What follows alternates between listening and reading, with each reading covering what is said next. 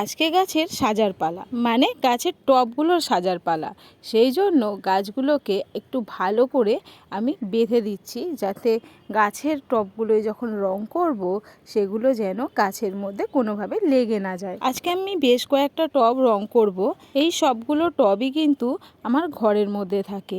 ঘরের মধ্যে যে টবগুলো থাকে একটু কালারফুল, একটু সুন্দরভাবে রাখলে গাছগুলো দেখতেও ভালো লাগে আর ঘরটাও কিন্তু সুন্দর হয়ে ওঠে।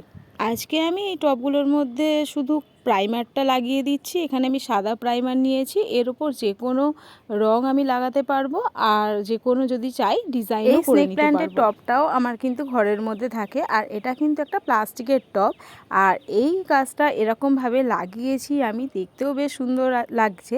এটার একটা গল্প রয়েছে, সেটা নয় অন্য কোনো একদিন বলবো।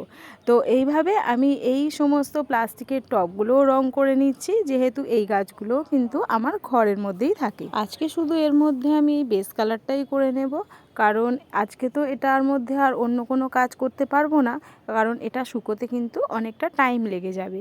সেই জন্য আজকে শুধুমাত্র এই টবগুলোর বেস কালারটা আমি এরপরে দেখি এর মধ্যে কি কালার করা যায়। এর মধ্যে যদি কালার নাও করা হয়, সাদা টবও দেখতে সুন্দর লাগবে, কিন্তু আমি চাইছি একটু আলাদা রকমের, আর সেটা যখন করব সেটাও তোমাদের দেখাবো। তো এইভাবে আমি আজ 3টে টব রং করে নিলাম।